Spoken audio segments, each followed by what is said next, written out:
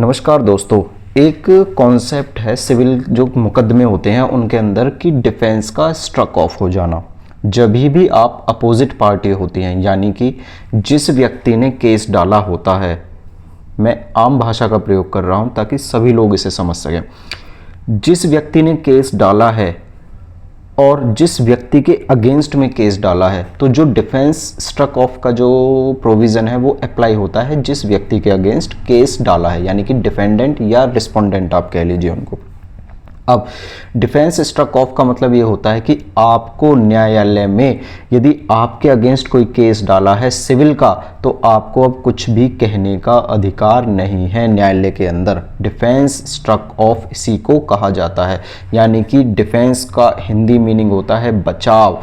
Struck of मतलब ख़त्म कर देना, आपके बचाव का अधिकार आपसे छीन लिया गया है। अब ये क्यों छीन लिया गया है, इसमें कुछ कंडीशंस अप्लाई होती हैं। देखिए, डिफेंस स्ट्रक ऑफ के बारे में जो सिविल प्रोसीजर कोड है उसका ऑर्डर 11 रूल 21 स्पेसिफिकली डील करता है कि डिफेंस को कब कब स्ट्रक ऑफ किया जा सकता है। अब डिफेंस स्ट्रक ऑफ का परिणाम ये होता है कि आप एक तो अपना जवाब दावा नहीं दे सकते। यदि आप जवाब दावा दे चुके हो अपने केस में और उसके बाद आपका डिफेंस स्ट्रक ऑफ होता है, तो ध्यान में रखना कि सुप्रीम कोर्ट की एक लैंडमार्क जजमेंट है, उसमें कहा गया है कि उस जवाब दावे को जिसमें डिफेंस स्ट्रक ऑफ बाद में हुआ है, उस जवाब दावे को कंसीडर नहीं किया जाता केस के अंदर। ठीक है जी, पहली बात।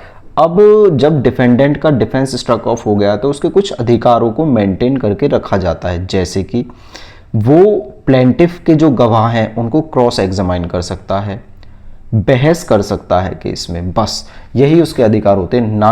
अब वो कोई भी एप्लीकेशन देकर या कोई डिफेंस और किसी फॉर्म में रखकर अपने केस को अपने बचाव पक्ष में नहीं रख सकता। तो ये हानियां होती हैं डिफेंस के स्ट्रक ऑफ की, और ये कुछ अधिकार भी होते हैं जो मैंने आपको अभी बताए। हमेशा इन्हें ध्यान में रखना चाहिए।